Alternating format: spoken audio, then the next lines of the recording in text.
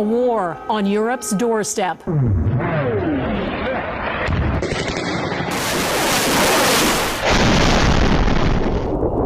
A full-scale invasion of a sovereign nation. Peace on our continent has been shattered. President Putin launched the greatest threat to European stability since World War II.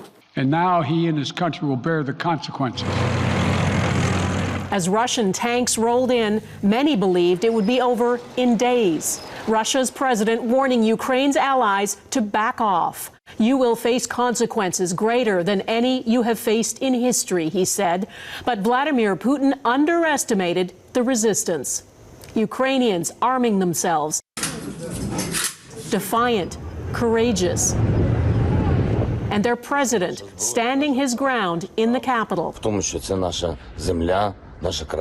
This is our land, our country, our children, Volodymyr Zelensky says, and we will defend all of it. 1 year later, there remains no end in sight to Russia's war in Ukraine.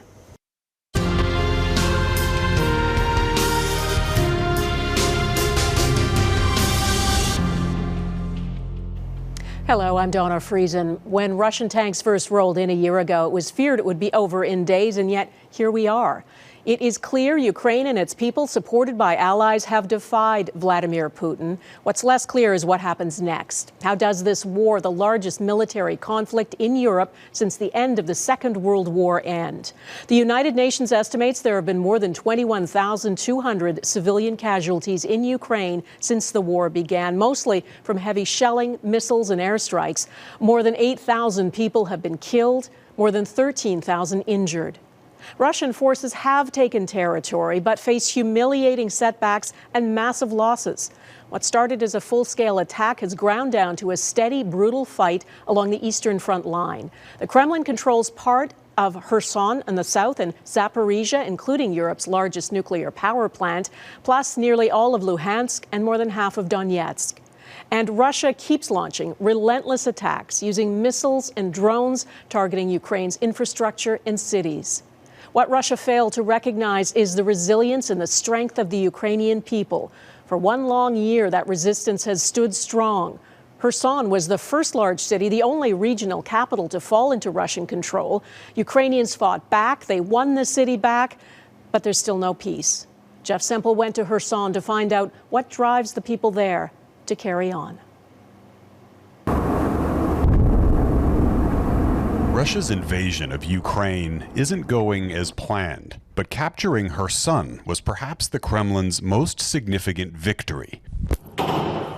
On March 2nd, the Russian military took control of the southern city, and Vladimir Putin claimed it would remain part of Russia forever. But Lilia Alexandrova had other plans. The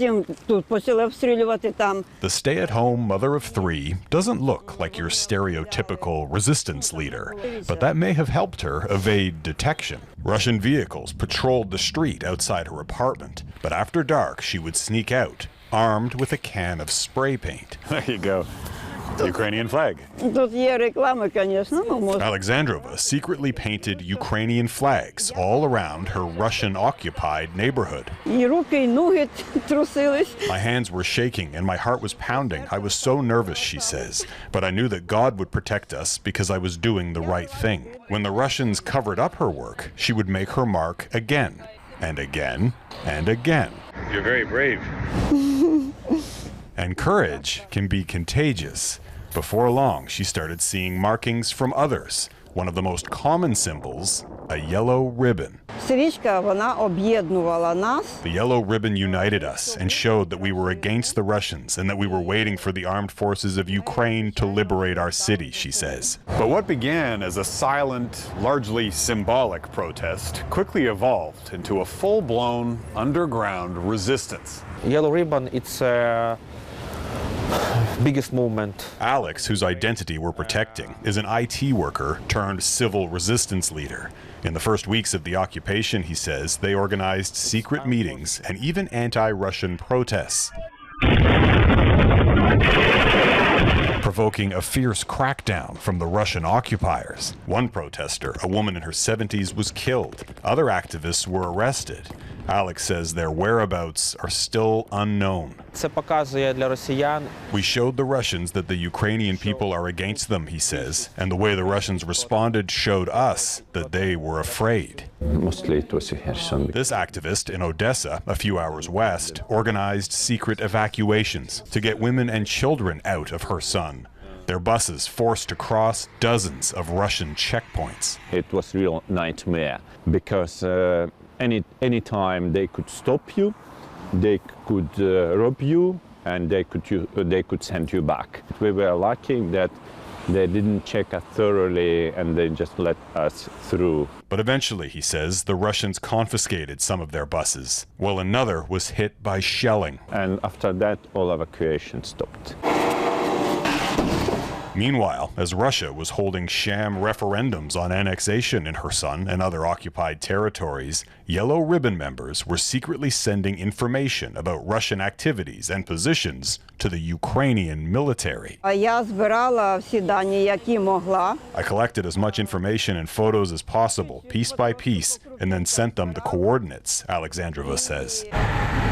Then, in November, after 8 months under occupation, the day she'd been praying for finally came. Kherson was liberated, the Russians retreating a few kilometers across the river, sparking celebrations in the streets. And the Yellow Ribbon movement isn't done yet. It now counts more than 4,000 members, applying hard-learned lessons to other occupied territories in Ukraine, hoping for a similar outcome. Рашисти – це вбивці, вони The Russians don't belong here, she says. Kherson is Ukraine. нормальні українці, їх ненавидять. At the start of the invasion, there were negotiations and talk of a potential diplomatic resolution. All of that has faded away. Both countries have already suffered extraordinary losses. No one knows for sure just how many, but U.S. and European officials estimate 180,000 Russian troops. More than 100,000 Ukrainian troops have been killed or wounded. Dark clouds hang over the life and death struggle as it descends into a second year. And the question lingers, how and when will it stop? Eric Sorensen looks at Russia's endgame. Vladimir Vladimirovich Putin. As Vladimir Putin formally recognized the annexation of Ukraine's 4 eastern provinces, it suggested a fait accompli. The new territories were his. It also suggested his original aims had been abandoned. To demilitarize and denazify Ukraine, Putin declared a year ago, meant taking control of the entire country. It didn't happen. Putin overestimated Russian military capabilities. He underestimated the Ukrainian resistance, the country's leader, Volodymyr Zelensky, and NATO's resolve. 1 year later, Putin has reshaped the mission and the message. The goal now to defend the fatherland against the entire West. Putin at the moment has no intention to capitulate. In fact, he thinks that he can still win this war. And he still controls what Russians know of the war. Public dissent, visible a year ago, has been largely suppressed. Military losses are evident in local funerals, but the death toll is played down. The media message is almost universally pro-Putin. This recruit is ready to fight. I'm a simple man, he said. If I'm told to go, I'll go. Nothing to fear, he said as he walked away. Putin's call to national pride strikes a chord with Russians. You listen to him and you believe we're on the right path, she says. He's like a father to us. Strong, stable, 83%. This Moscow-based pollster says support for Putin has not wavered, and Russians are responding to his patriotic message. It helps them to understand their country as a fighter against some kind of eternal evil. There's evidence that Vladimir Putin's grand plan is to bring Ukraine, Belarus, and other former Soviet states back under Moscow's control in a greater Russia. But the Baltic states are all now in NATO, and NATO's perimeter with Russia is about to extend all the way to northern Finland. And in Ukraine, Putin seems to have underestimated one more thing, the difficulty for Russia to hold its annexed territories. The front lines are all inside those 4 eastern provinces. It's here that Russia's new offensive is underway. It has more military hardware than Ukraine, air superiority, drones from Iran, and up to 300,000 new recruits. But Ukraine is getting more backing from NATO countries, including drones, Leopard tanks, howitzers, and armored personnel carriers from Canada. So now what? Potentially a long and bloody stalemate. It's likely to cost thousands more lives, which Russia seems willing to accept and Ukraine will sacrifice in its defense. A stalemate that leads to a ceasefire might be enough for Putin. With a land corridor to Crimea and conquered territory, says Russian scholar Dmitry Oreshkin, Russia could declare its task complete. But Ukraine does not and may never accept that. It seems like we're nowhere near the end of this yet. You shouldn't underestimate the Russians' will to fight any more than the Russians should have underestimated Ukrainian will to fight. Ukraine's unwavering commitment to fight for all of its territory does back Putin into a corner. Having started the conflict, the Russian president cannot come away politically with nothing to show for it. And so he rallies support for a war that for now he can neither win nor end. I hope I go back for the celebration. That would be an amazing story. Coming up, powerful personal perspectives from global news crews on the ground in Ukraine.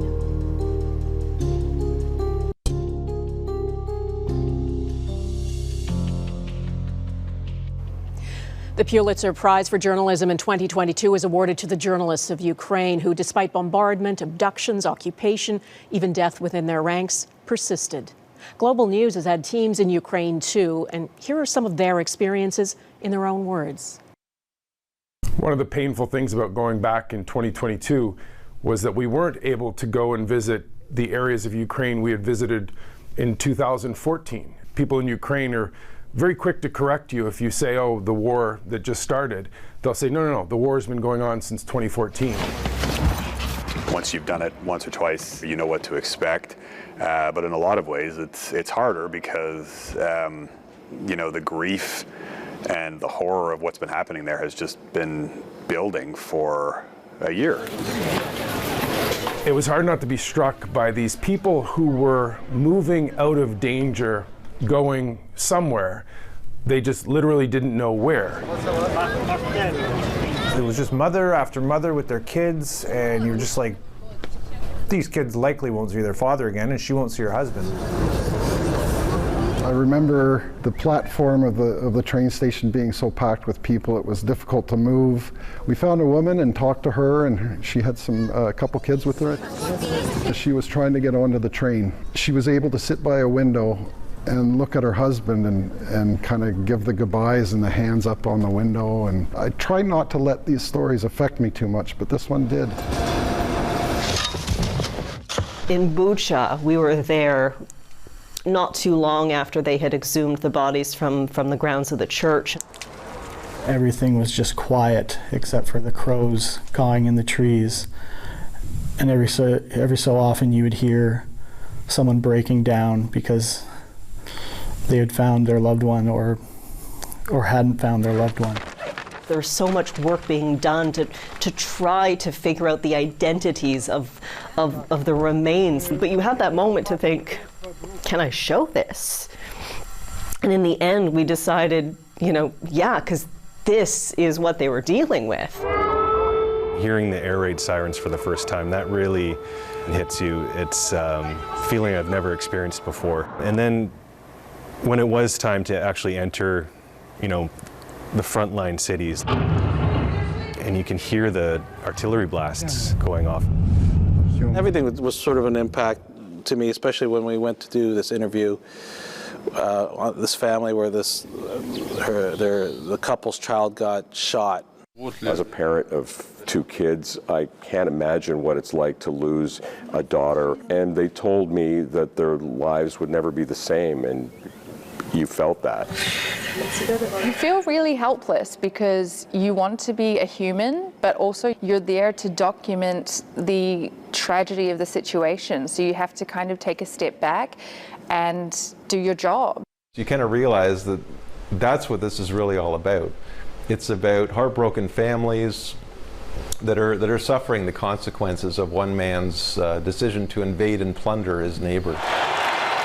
This entire war is based on disinformation, right? The justification for this war that Putin has said right from the beginning is that Ukraine isn't even really a country. We are ready to fight for our families. We went to many Russian-speaking cities and communities in Ukraine, these communities that Putin claims to be liberating. And what we found were people who, yes, speak Russian and had, very close affinity to Russia, who are learning to use Kalashnikovs now to kill Russian soldiers to defend their home because they hate Russia now. Ahead, finding safety in Canada. Life is in limbo for millions of Ukrainians who have fled the war. More than 8 million people have crossed into neighboring countries. More than 167,000 Ukrainians have come to Canada. Fleeing war means living with anxiety and uncertainty every day, as Neetu Garcha explains. It's been almost a year since Yulia Akrimenko and her son Maxim saw the 5-year-old's father and grandparents in person. It was March 3rd when my husband told me, "Wake up, please, you need to wake up and you need to leave the country." After more than a week spent sheltering underground, her husband wasn't allowed to leave. It was like boom, boom, boom all the time, and we didn't know what to do. Serhi now works from home and they check in every day. Привет. Yulia says her son, who witnessed the brutal shelling, is always asking questions about when the war will end. We need to wait until when we will see my husband and his father and my parents. They arrived to Canada in May. Yulia, a florist in Ukraine, got a job at a Winnipeg flower shop, and her son is getting ready to start kindergarten. Не самые высокие. Не самые высокие. In Burnaby, BC, Natalia Mada reads with her daughter as her son naps. The mother of two shares a similar story. We believe it stopped after a few days. As a building manager in Ukraine, she arranged an underground bunker. Many people came in basement with dogs, with cats, with blanket, with food, with water. She needed to flee, leaving her husband behind. We separate. He leave and we. The mother of two says they arrived to Canada in June. Strangers saw her desperate appeal on Facebook and hosted them for 2 months. They now have their own apartment filled with donated furniture. Hey, hi. Good to see you. And clothing. Welcome.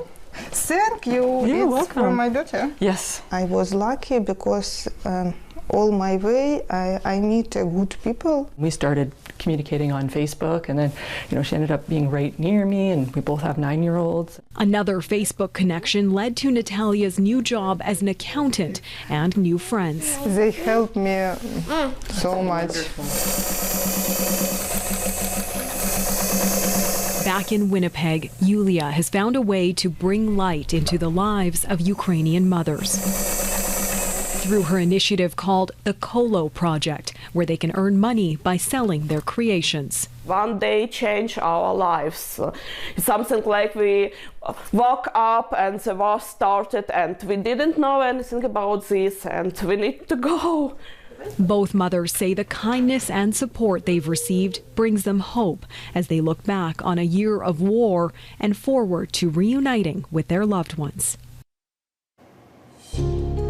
Next, leadership in war, the man who has come to define Ukrainian resistance.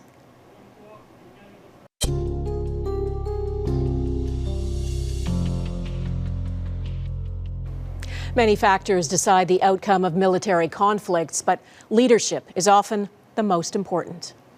1 year ago, this seemed unthinkable.